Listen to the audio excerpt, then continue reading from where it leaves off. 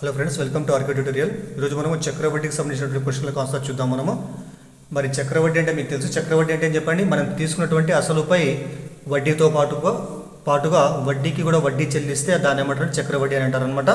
అంటే పి అంటే అసలు ఇక్కడ, మరి పి అనేటువంటి అసలుపై వడ్డీ చెల్లిస్తే సాధారణంగా ఏమంటారు? మనం సాధారణ వడ్డీ అంటాం. మనకు పి అనేటువంటి దానికి ఎంతో కొంత వడ్డీ అయినప్పుడు ఆ వడ్డీపై కూడా మనం వడ్డీ చెల్లిస్తే ఆ యొక్క వడ్డీని ఏమంటారు? ఇక్కడ చక్రవడ్డీ అని అంటారు. దీని ఇంగ్లీష్లో మామూలుగా కాంపౌండ్ ఇంట్రెస్ట్ అని అంటారు అనమాట. మరి చక్రవడ్డీ ప్రకారము మొత్తానికి సూత్రం మీకు తెలుసు ఆల్రెడీ. చక్రవడ్డీ ప్రకారం మొత్తం అంటే ఏంది మీకు తెలుసు. మొత్తం అంటే ఏంది? అసలు ప్లస్ వడ్డీ కలిపి మొత్తం అని అంటారు. కాబట్టి so A is equal to సూత్రం ఏంటంటే చక్రవడ్డీ ప్రకారం మొత్తానికి formula so P into 1 + r/100 whole to the power of n అనే సూత్రం ఉపయోగిస్తాం మనము. So A is equal to P into 1 + r/100 whole to the power of n అనే సూత్రం ఉపయోగిస్తాం మనము. మరి ఇందులో పి అంటే ఏంది? పి అంటే అసలు అనమాట. ఇది అసలు. తర్వాత మరి ఆర్ అంటే ఏం చెప్పండి? ఆర్ అంటే వడ్డీ రేట్ అనమాట. ఆర్ అంటే వడ్డీ సో రేటు. మరి ఏ అంటే అసలు ప్లస్ వడ్డీ అనమాట. మరి ఎన్ అంటే ఇక్కడ ఎన్ అంటే మనము సో ఎన్ అంటే కాలం కాదు, ఇది ఎన్ అంటే మనము వడ్డీని ఎన్నిసార్లు చెల్లిస్తామో దాని యొక్క సంఖ్య అనమాట. ఇది మనము వడ్డీని చెల్లించేటువంటి వాటి సంఖ్యను ఇక్కడ ఎన్ అని అంటాము. మనం వడ్డీని చెల్లించేటువంటి పర్యాయాల సంఖ్య అంటారు మామూలుగా ఎన్ అనమాట. ఇది అదేవిధంగా సో ఇది సూత్రం అనమాట. మరి మనకు అదేవిధంగా కాంపౌండ్ ఇంట్రెస్ట్, మరి ఇక్కడ మనకి సపరేట్గా మనకు ప్రత్యేకంగా మనకి ఇక్కడ చక్రవడ్డీకి సూత్రం లేదు. మరి చక్రవడ్డీ ఎలా వస్తుందంటే ఇక్కడ మనకు చక్రవడ్డీ అంటే మనకు చక్రవడ్డీ సిఐఎన్ రాస్తాం. కాంపౌండ్ ఇంట్రెస్ట్ అనమాట. మనకి ఎలా వస్తుందంటే ఇక్కడ ఈ మనకు మొత్తం ఏదైతే కనుక్కుంటామో దీంట్లో ఏముంటుంది? అసలు ప్లస్ వడ్డీ కలిసి ఉంటుంది. కాబట్టి ఈ మొత్తం నుంచి మనము ఈ అసలును తొలగిస్తే మనకు వచ్చేటువంటిదే చక్రవడ్డీ అనమాట. మరి ఇలా కూడా రాయొచ్చు మనము. Compound interest is equal to A అంటే సూత్రం ఏంది ఇక్కడ? So P into 1 + r/100 whole to the power of n minus P అనమాట. ఇది సూత్రం కూడా ఉపయోగిస్తాం మనము చక్రవడ్డీ ప్రకారము. చక్రవడ్డీ సూత్రం ఇక్కడ so P into 1 + r/100 whole to the power of n minus P అనమాట. సాధారణంగా మనము ఏ కనుక్కుని దాని నుంచి మనం పి తీసేసి వచ్చేది చక్రవడ్డీ అనమాట. ఇదనమాట. అయితే చక్రవడ్డీని సాధారణంగా మనము సంవత్సరానికి లెక్కిస్తాం, అదేవిధంగా 6 months ఒకసారి లెక్కిస్తాం, అదేవిధంగా 3 months ఒకసారి లెక్కిస్తాం మనము. మనకి ఇక్కడ ఆర్ అనే వడ్డీ రేట్ ఏదైతే ఉంటుందో ఫర్ ఎగ్జాంపుల్గా మనము సంవత్సరానికి ఒకసారి మనము వడ్డీని లెక్కిస్తే మనము వడ్డీ రేటును మనము ఆర్ను ఆర్గానే తీసుకుంటాం మనము ఈ సూత్రంలో. So A is equal to P into 1 + r/100 మనం ఆర్ను మనకి ఏదైతే విలువ వేస్తే అదే రాస్తామంటాం మనము. అందులో సంవత్సరానికి వస్తున్న వడ్డీని చెల్లిస్తే మనం ఫర్ ఎగ్జాంపుల్ 3 సంవత్సరాలకు అంటే ఏం చేస్తాం మనము? ఎన్ ఈజ్ ఈక్వల్ అప్పుడు మనము 3గా తీసుకుంటాం మనం. సో ఎన్ ఈజ్ ఈక్వల్ 3గా తీసుకుంటాం మనము. అంటే సంవత్సరానికి వడ్డీ రేటు లెక్కించేటప్పుడు మనము ఆర్ ఈజ్ ఈక్వల్ మనం చక్ర వడ్డీ రేటును మనం అలాగే తీసుకుంటాము. సో ఎన్ అంటే 3గా తీసుకుంటాం అనమాట. ఇది గుర్తుపెట్టుకోవాలి మీరు. అదేవిధంగా సో రెండో చూడండి ఇక్కడ అలా కాకుండా అర్ధ సంవత్సరానికి ఒకసారి మనం చక్ర వడ్డీని లెక్కిస్తే అర్ధ సంవత్సరం అంటే అర్థం ఏంది? 6 months అనమాట. 6 months ఒకసారి మనం వడ్డీని లెక్కిస్తే మనము మరి ఆర్ అంటే ఏం చేస్తాం మనము? వడ్డీ రేటును మనము సో ఆర్ను మనము సగం తీసుకుంటాం మనం. కాబట్టి r/2 అంటే అర్థమైంది ఇక్కడ. ఎందుకోసం అంటే ఒక సంవత్సరానికి వడ్డీ రేటు మనకి ఎంత ఇక్కడ యాక్చువల్గా ఆర్ అనమాట. మనం చెల్లించే రేట్ ఏమో చెప్పండి ఇక్కడ అర్ధ సంవత్సరానికి. కాబట్టి ఏం చేయాలి మనము? ఆర్ను అర్ధ సంవత్సరాలు ఒక సంవత్సరంలో 2 ఉంటాయి కాబట్టి ఏం చేస్తాం మనము? ఆర్ను మనము 2తో భాగించాలి. ఉదాహరణకు చూడండి ఇక్కడ ఒక సంవత్సరానికి వడ్డీ రేటు ఫర్ ఎగ్జాంపుల్గా మనకు 10% అయి ఉండి మనము అర్ధ సంవత్సరానికి ఒకసారి వడ్డీని చెల్లిస్తే అప్పుడు వడ్డీ రేట్ ఎంత అంటే అప్పుడు ఆర్ అంటే 10 కాబట్టి 10/2 అంటే r/2 మనకి ఏమొస్తుంది చెప్పేటప్పుడు 10/2 అంటే మనకు 5%గా తీసుకొని లెక్కలో మనము సూత్రంలో ప్రతిక్షేపించడము జరుగుతుంది అనమాట. ఇది గుర్తుపెట్టుకోవాలి మీరు. అలా కాకుండా మనం ఫర్ ఎగ్జాంపుల్గా 3 months ఒకసారి వడ్డీని లెక్కిస్తే మనం 3 months ఒకసారి మనం వడ్డీని లెక్కిస్తే మనము కానీ వడ్డీ రేటు మాత్రం మనకు సంవత్సరానికి ఇస్తాడు. కాబట్టి ఆర్ మనకి ఏంది ఇక్కడ సంవత్సరానికి అనమాట. కానీ దీన్ని మనం ఏమని తీసుకోవాలి? మనం వడ్డీ రేటు మనము 3 months ఒకసారి వడ్డీని చెల్లిస్తే మనము ఒక సంవత్సరంలో 3 నెలలు మొత్తం మనకి 4 ఉంటాయి కాబట్టి ఏం చేస్తాం మనము? 6ను 4 చేత భాగించి ఆ యొక్క 3 months మనము వడ్డీ రేటును తీసుకోవడం జరుగుతుంది. ఉదాహరణ చూడండి ఇక్కడ ఒక సంవత్సరానికి వడ్డీ రేటు 20% అయినప్పుడు మరి 3 months ఒకసారి వడ్డీ లెక్కిస్తే మనము ఒక పర్యాయాన్ని తీసుకున్నటువంటి వడ్డీ రేటు మనకి ఎంత అంటే అప్పుడు 20/4 ఇక్కడ. కాబట్టి ఏమొస్తుంది మనకు 5%గా 3 months ఒకసారి మనం వడ్డీ రేటును తీసుకోవడము జరుగుతుంది అనమాట. ఉదాహరణకి ఇక్కడ ఫర్ ఎగ్జాంపుల్ ఒక సంవత్సరానికి అంటే 3 months ఒకసారి మనం వడ్డీని చెల్లిస్తే మనము ఒక సంవత్సర కాలంలో చెల్లించేటువంటి వడ్డీ అంటే ఏం చేస్తాము మనము? ఎన్ ఈజ్ ఈక్వల్ టు మనం ఎన్నిసార్లు తీసుకోవాలి? మనం ఎన్ ఈజ్ ఈక్వల్ టు మనము ఒక సంవత్సరంలో 3 months 4 ఉంటాయి కాబట్టి ఏంటంటే మనము 4గా తీసుకోవడం జరుగుతుంది. ఎందుకంటే మనం 3 months ఒకసారి వడ్డీ చెల్లిస్తున్నాం కాబట్టి ఒక సంవత్సర కాలంలో చెల్లించేటువంటి మనము ఆ యొక్క వడ్డీ రేట్ల సంఖ్య ఎంతంటే మనకు 4 తీసుకుంటాం. ఎందుకంటే 3 months మొత్తం 4 ఉంటాయి కాబట్టి. అలా కాకుండా 3 months ఒకసారి వడ్డీ చెల్లిస్తూ మనము 2 సంవత్సరాల్లో ఎన్నిసార్లు చెల్లిస్తామంటే ఏం చేస్తాము మనం? ఎన్ని కొట్టు మనము ఒక సంవత్సరంలో 3 నెలలు 4 ఉంటే 2 సంవత్సరాలు మొత్తం ఎన్ని ఉంటాయి? అప్పుడు 8 ఉంటాయి కాబట్టి ఎన్ని కొట్టు మనం 8గా తీసుకోవడము జరుగుతుంది. గుర్తుపెట్టుకోవాలి మీరు. సో అర్ధ సంవత్సరానికి అయితే 6 ఏం చేస్తాము, r/2 చేస్తాం మనము. అదేవిధంగా 3 months ఒకసారి ఏం చేస్తాం మనము, 6ని మనము r/4గా రాసుకోవడం జరుగుతుంది. కానీ సంవత్సరానికంటే మాత్రం మనము 6ను 6గానే తీసుకోవడము జరుగుతుంది అనమాట. ఇది గుర్తుపెట్టుకోవాలి మీరు. అలా కాకుండా 2 సంవత్సరాలకు ఒకసారి మనం వడ్డీని చెల్లించినట్లయితే ఎప్పుడు చేస్తాం మనము, సంవత్సరానికి వడ్డీ రేట్ యాక్చువల్గా 6గా తీసుకోవడం, ఇది సంవత్సరానికి అనమాట.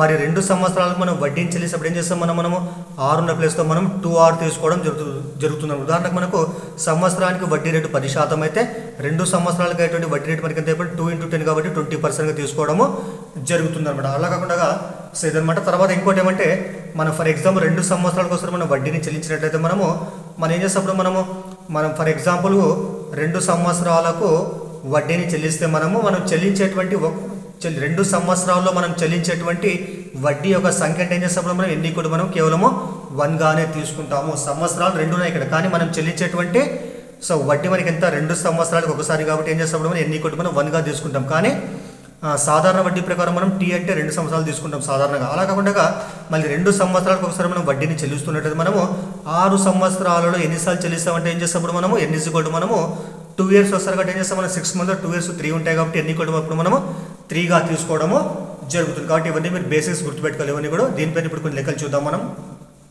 సరే, మొదటి ప్రాబ్లం చూద్దాం. మొదటి ప్రాబ్లం ఏంటంటే ఇక్కడ రూపాయలు 10,000పై 9% వడ్డీ రేటుతో చక్రవడ్డీని లెక్కిస్తే 2 సంవత్సరాలలో అనేటువంటి వడ్డీ ఎంత అన్నది ఇక్కడ.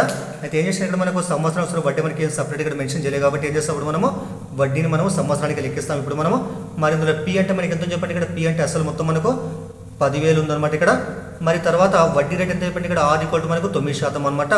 అయితే మనం ఎన్ని సంవత్సరాలు లెక్కిస్తున్నాం మనం 2 years కాబట్టి మనము సంవత్సరానికి ఒకసారి కాబట్టి ఏం చేస్తాం మనం ఎన్ని మనం 2 సంవత్సరాలు అంటే 2గా తీసుకోవడం జరుగుతుంది. దీన్ని చేంజ్ చేస్తాం మనము చక్రవడ్డీ ప్రకారం మొత్తానికి ఫార్ములా.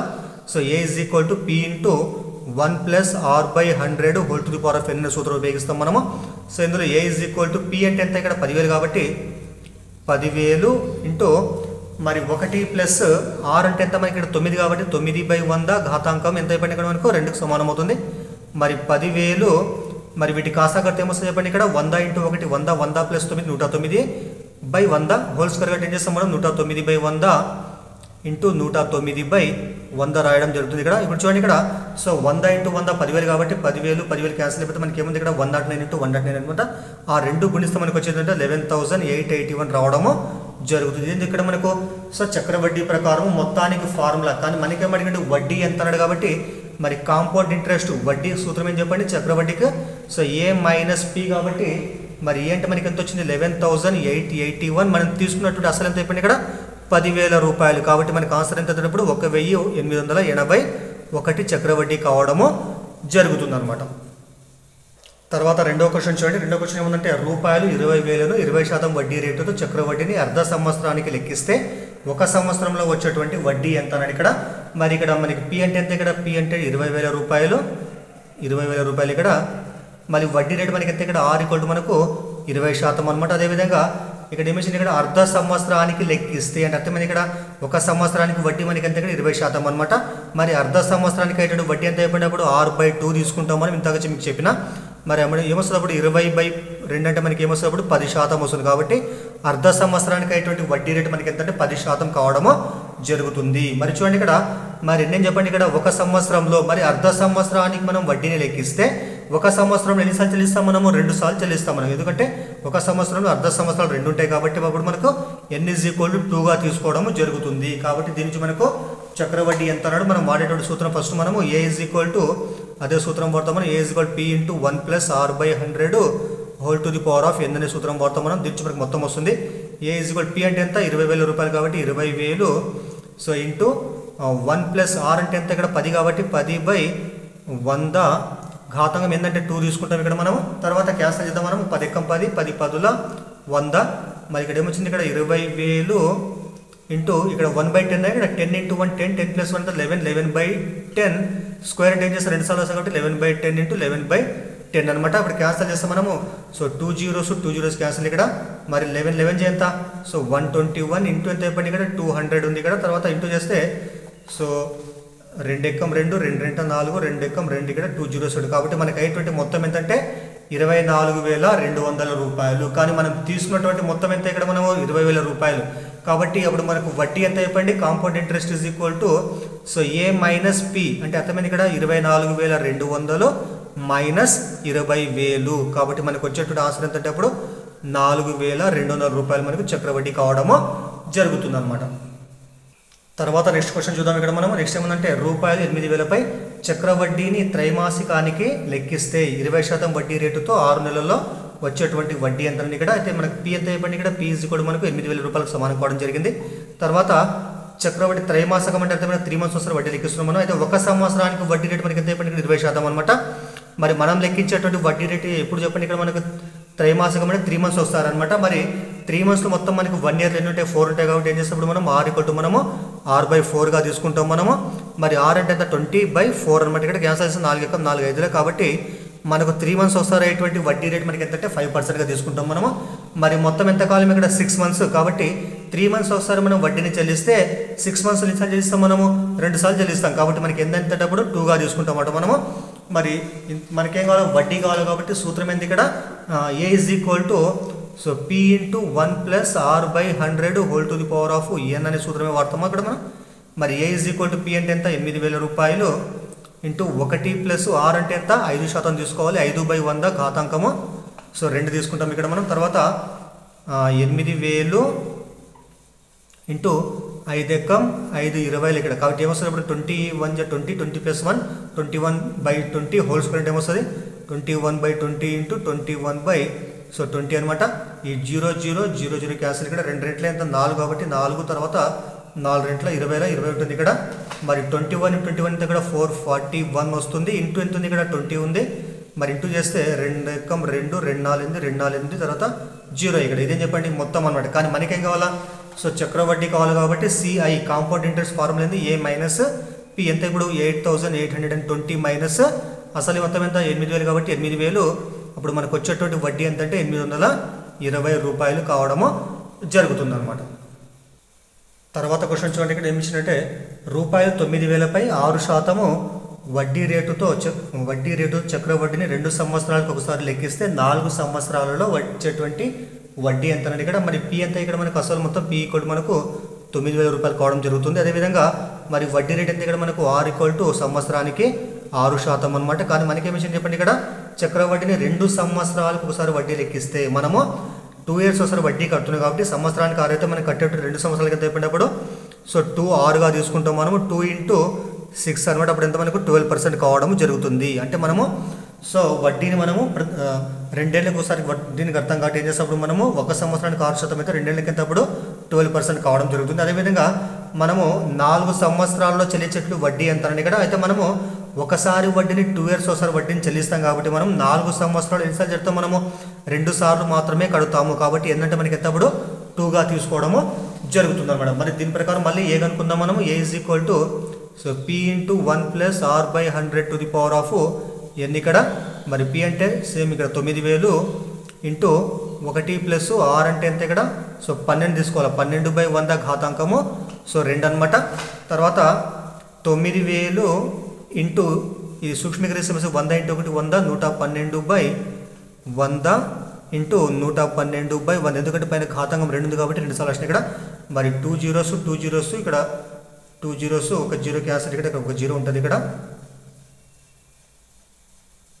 తర్వాత ఈ మొత్తాన్ని సూక్ష్మీకరిస్తే మనకు వచ్చేటువంటి విలువ ఏంటంటే సో 11,289.6 రావడం జరుగుతుంది. ఎందుకంటే 112 × 112 × 9 ఇంటూ మొత్తం ఇంటూ బై 10 చేస్తే మనకి ఇంత వస్తుంది అనమాట. ఇది మనకి ఏం చెప్పండి చక్రవడ్డీ ప్రకారం మొత్తానికి విలువ అనమాట. ఇది కానీ మనకి ఏమైనా చక్రవడ్డీ కావాలో మనకి చక్రవడ్డీ formula CI is equal to A minus P. కాబట్టి ఎంత ఇక్కడ 11,289.6 మైనస్ 9,000 రూపాయలు అనమాట. అప్పుడు మనకు వచ్చేటువంటి ఆన్సర్ ఎంత అంటే అప్పుడు మనకు వచ్చేటువంటి ఆన్సర్ 2,289.6 రావడం జరుగుతుంది. ఇది మన చక్రవడ్డీ కావడము జరిగిందనమాట. తర్వాత క్వశ్చన్ చూడండి. తర్వాత ఏమంటే రూపాయలు 8,000పై 5% వడ్డీ రేటుతో 1 సంవత్సరానికి అయ్యేటువంటి చక్రవడ్డీ అంటారు. అయితే ఇక్కడ మనకు ఉన్నటువంటి ఇక్కడ ఏమంటే మనము 1 సంవత్సరానికి మనం వడ్డీని లెక్కిస్తే అది చక్రవడ్డీ కానీ సాధారణ వడ్డీ కానీ రెండూ కూడా సమానంగా ఉండడం జరుగుతుంది. చక్రవడ్డీ సాధారణ వడ్డీ రెండూ కూడా సమానం. ఇప్పుడు చెప్పండి 1 సంవత్సర కాలంలో. కాబట్టి సో మనం అది సూత్రం పడాల్సిన అవసరం. జస్ట్ మనకి ఏమో చక్రవడ్డీ అంటే మనం సాధారణంగా మనము I = PTR/100 అనే సూత్రం వాడితే ఈజీగా మనకు ఒక సంవత్సరానికి కాబట్టి చక్రవడ్డీ రావడము జరుగుతుంది కాబట్టి ఇక్కడ మనకు I ఎంత ఇక్కడ మనకు PTR/100 ఉంది కాబట్టి మరి P అంటే 8,000 రూపాయలు కాబట్టి 8,000. సో కాలం ఎంత అంటే ఒక సంవత్సరం 1 × R అంటే మనకి ఎంత ఇస్తున్నారు ఇక్కడ 5%. బై ఎంత చెప్పండి ఇక్కడ సో 100 క్యాన్సిల్ చేస్తే 2 zeros క్యాన్సిల్ ఇక్కడ మరి 5 × 5 5 × 40 తర్వాత 0 కాబట్టి మనకు అయ్యేటువంటి చక్రవడ్డీ కానీ సాధారణ వడ్డీ రెండు సేమ్ ఉంటాయి కాబట్టి దాని యొక్క విలువ మనకి ఎంత సమానం అంటే 400కు సమానం కావడము జరుగుతుంది అనమాట. తర్వాత నెక్స్ట్ క్వశ్చన్ చూద్దాం. నెక్స్ట్ క్వశ్చన్ ఏముందంటే అసలు రూపాయలు 80,000పై సంవత్సరానికి 10% చక్రవడ్డీ రేటుతో రూపాయలు 16,800 వడ్డీ వచ్చేటట్లుగా ఒక బ్యాంకులో ఉంచితే బ్యాంకులో ఉంచినటువంటి కాల పరిమితి ఎంత అని అడిగారు. చూడండి ఇక్కడ అసలు ఎంత ఇక్కడ మనకు P = మనకు 80,000 రూపాయలంట. దీని ఇచ్చినట్టు వాడు బ్యాంకులో వచ్చిందంట. మరి బ్యాంకులో ఉంచితే మనకు వచ్చినట్టు వడ్డీ ఎంత చెప్పండి. వడ్డీ = మనకు కాంపౌండ్ ఇంట్రెస్ట్ మనకి ఎంత మొత్తం మనకి అది 16,800 రూపాయలు అనమాట. అదేవిధంగా మరి వడ్డీ రేటు మనకి ఎంత చెప్పండి ఇక్కడ R = మనకు 10% అనమాట.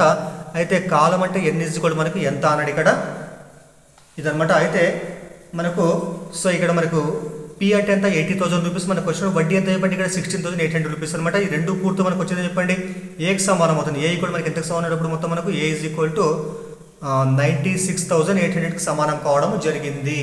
సో ఇది మొత్తం అనమాట.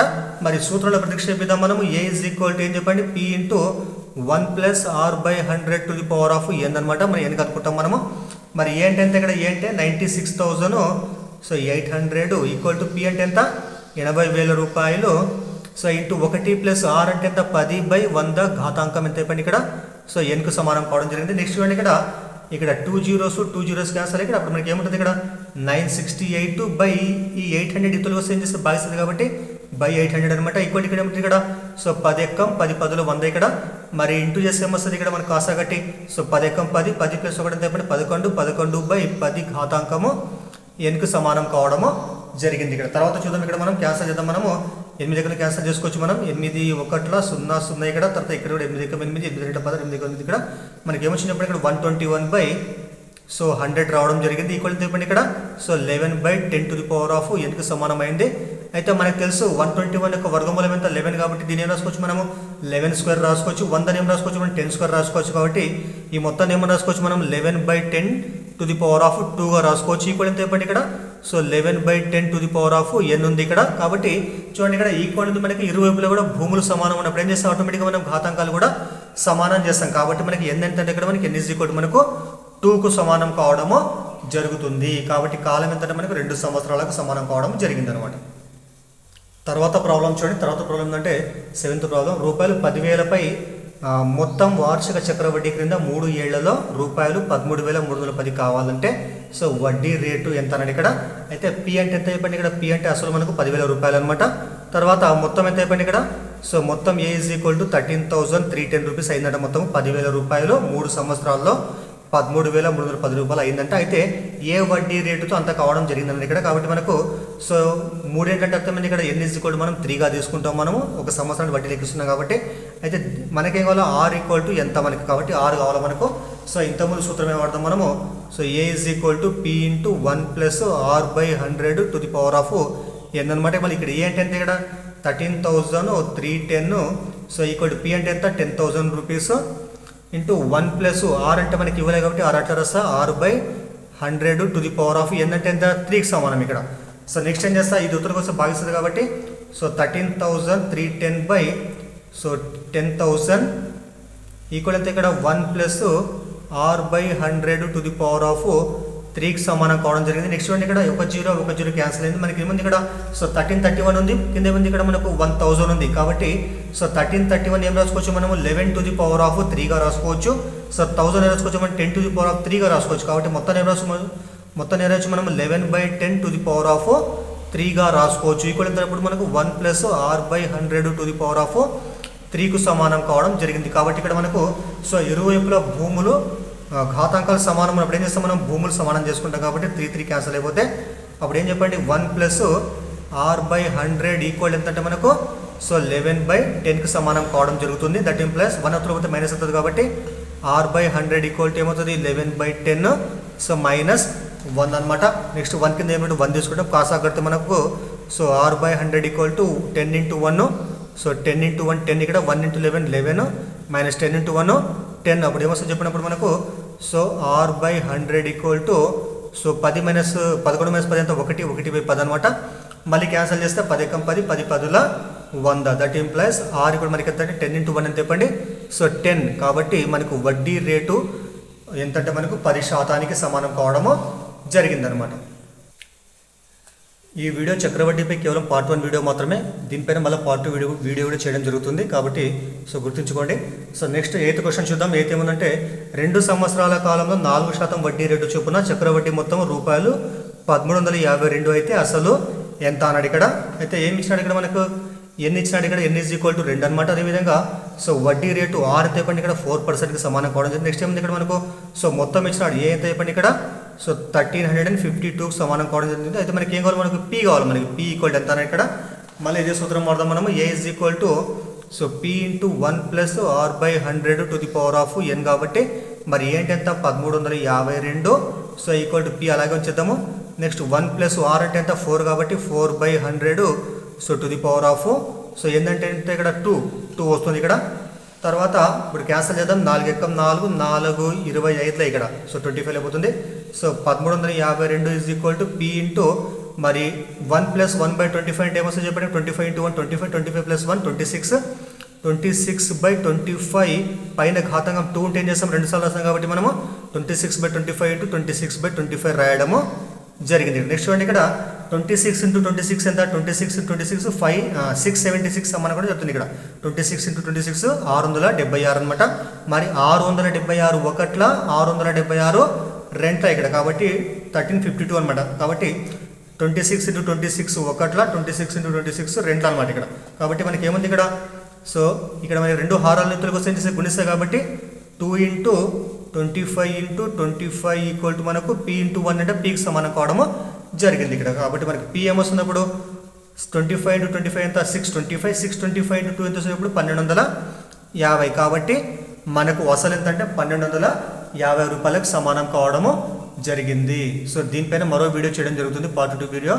సో దయచేసి మీకు వీడియో కానీ ఉపయోగపడితే దయచేసి లైక్ చేయండి. అదేవిధంగా ఛానల్ని సబ్స్క్రైబ్ చేయండి. వీడియోని మీ ఫ్రెండ్స్కు ఫార్వర్డ్ చేయండి. Thank you.